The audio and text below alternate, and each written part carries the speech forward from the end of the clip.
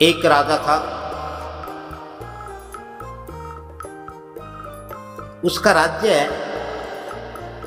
बहुत बड़ा था। बड़ा राज्य, उसका राजा भी बड़ा राजा। बड़ा राज्य हो, बड़ा राजा हो तो निश्चित है राजमहल बड़ा होगा, राज दरबार बड़ा होगा, दरबारियों की, कर्मचारियों की, सभासदों की संख्या ज्यादा। उस राजा के दरबार में जितने भी दरबारी थे, सभासद और कर्मचारी थे, दीवान मंत्री जो भी थे, सब के सब बड़े ही चापलूस थे, बड़े ही चाटुकार थे। वह राजा जो भी करता, हर दरबारी वही करके दिखाने का प्रयास करता, प्रयत्न करता। राजा जो कहता सारे दरबारी बढ़ चढ़ करके उसमें हाँ कहते, राजा की हाँ में हाँ मिलाते। चाहे कोई गलत बात भी होती, किसी में राजा की गलत बात को गलत कहने की किसी में हिम्मत नहीं होती थी, कोई नहीं करता। इस प्रकार से राजा के चारों ओर विवेक शून्य चाटुकार चापलूसों की फौज थी। निश्चित है कि ऐसे में राजा भी विवेक शून्य ही होगा। एक बार मौसम खराब होता है, तेज आंधी आती है, फिर बादल छा जाते हैं, बरसात आती है, अंधेरा होता है। तो राजा कहता है कि देखो मौसम बदल गया है, अंधेरा हो गया है। राजा का इतना बोलना भर था कि सभी चाटुकार चापलूस दरबारियों ने कहा कि हाँ महाराज, एकदम अंधेरा हो गया। राजा ने कहा कि शायद चांद तारे भी निकल आए। राजा के इतना कहते ही सभी कहने लगे कि हाँ देखो महाराज, देखो तारे, कितने तारे चमक रहे हैं, कैसे चमक रहे, वो तारा देखो। और एक ने तो यहाँ तक भी कहा कि देखो चंद्रमा कैसे चमक रहा है, जबकि आसमान में न तारे थे न चंद्रमा। लेकिन राजा भी क्या करता, विवेक शून्य राजा, विवेक शून्य दरबारी। राजा को भी अब चाटुकार चापलूसों की ही आदत हो गई थी, विवेक शून्य होती। एक बार राजा के दरबार में एक बहुत ही पहुंचा हुआ साधु आता है, जिसकी जटाएं बड़ी बड़ी हैं, जिसकी दाढ़ी और मूछें हैं। जैसे ही वह दरबार में आता है तो उस राजा को बड़ी जटाओं से, दाढ़ी और मूछों से सख्त नफरत थी, चिढ़ थी। साधु कुछ बोलता उससे पहले ही राजा ने कहा कि इस ढोंगी को, इस पाखंडी को धक्के देकर के बाहर निकाल दो। बस इतना कहना भर था कि किसी ने एक नहीं सुनी, सब ने एक से बढ़ करके एक धक्के मार करके उन उच्च फकीर को, उस उच्च कोटि के साधु को दरबार से बाहर निकाल दिया। और वह साधु चुपचाप अपने चला गया। और सभी उस साधु की निंदा करने लगे, बुराई करने लगे, कहने लगे कि महाराज आपने बहुत अच्छा किया, इनको तो अंदर ही नहीं आना, इनके तो दर्शन ही नहीं करने चाहिए। और इस प्रकार से चर्चा का विषय। कुछ साल बाद एक बार राजा शिकार करने गया, और जब राजा शिकार करने गया तो राजा शिकार करते करते अपने संगी साथी सिपाही सलाहकारों से वह दूर चला जाता है, भटक जाता है, उनसे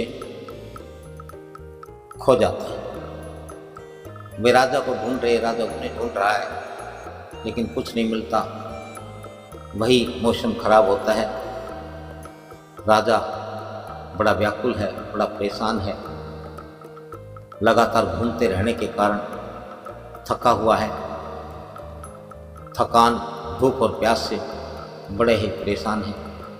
सोचता है कि अब तो यहाँ कोई ऐसा स्थान मिले जहाँ मैं आराम कर सकूं। यह केवल मन में विचार है, लेकिन राजा भटक रहा है। भटकते भटकते, ढूंढते ढूंढते, वह चलते चलते वहाँ उसी बियाबान जंगल में एक आश्रम है, एक साधु की कुटिया है, उसमें पहुँच जाता है। और वहाँ जाकर के वह हाथ जोड़ करके प्रार्थना करता है कि मैं मुसाफिर हूँ, राहगीर हूँ, मैं भटक गया हूँ, मैं थका हुआ हूँ, हारा हुआ हूँ, मुझे भूख और प्यास लगी हुई है। तो उस साधु ने उस राजा को पहचान लिया। ये तो वही राजा है जिसने उस दिन उस साधु को अपने दरबार से धक्के देकर मार छोड़ा। साधु ने राजा की आव भगत में कोई कसर न छोड़ी। जल पिलाया, कुटिया में जो भी खाने के लिए जो भी फल, जो भी कुछ रखा हुआ था, वह राजा को अर्पित किया और कहने लगे कि राजन भर पेट खाइए।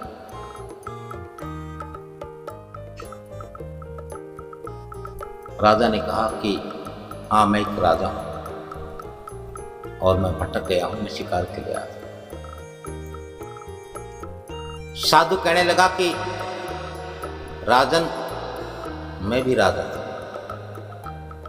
मेरा भी अपना राज्य था, राजपाट था, दरबार था,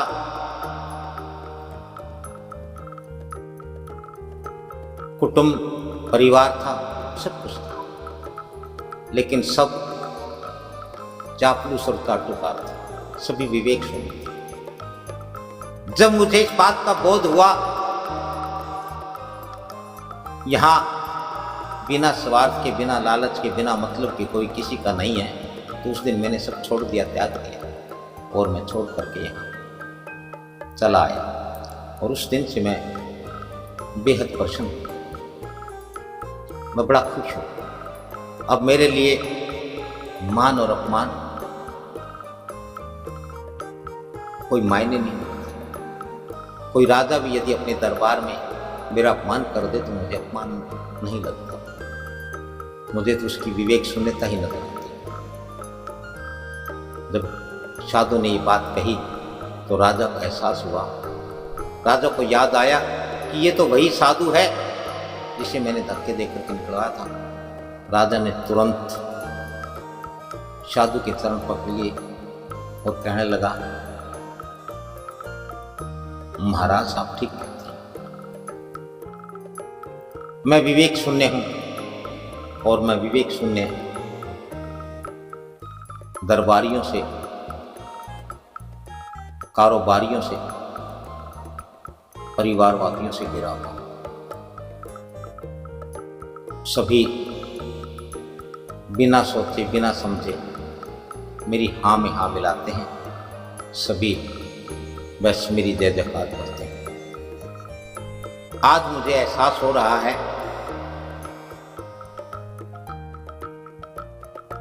कि यहां कोई किसी का। और राजा कहने लगा कि महाराज, मैं तो आज ये भी समझता हूं कि हमने अपने चारों ओर ऐसा संसार बना रखा है जो विवेक शून्य है, जो हमें सोचने और विचारने नहीं देते, जो स्वयं सोचते और विचारते नहीं, केवल खुश रखने का प्रयास करते हैं, लेकिन आज तक कोई खुशी नहीं मिली किसी को। और वह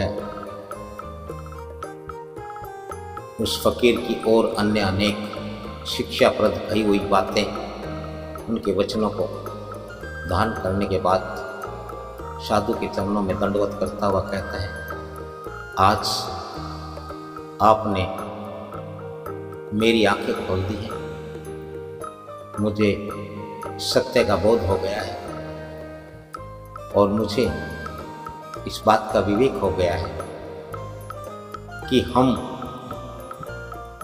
चारों ओर से अपनों से नहीं,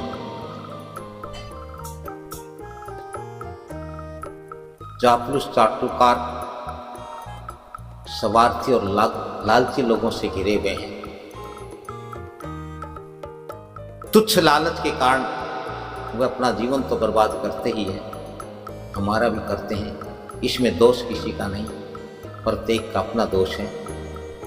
हमें इनसे निजात पानी चाहिए और प्रत्येक कर्म विवेकशील होकर करना चाहिए। और उस दिन के बाद से उस राजा का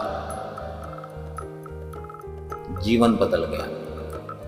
राजा के विचार और राजा की सोच बदल गई और राजा ने जाते ही सभी चापलूस और चाटुकारों से कहा कि आज के बाद कोई भी बिना सोचे, बिना समझे, बिना विचारे किसी बात की हाँ ना करे, किसी हाँ में हाँ ना मिलाए। यहाँ विवेक की आवश्यकता है, ज्ञान की आवश्यकता है, बोध की आवश्यकता है।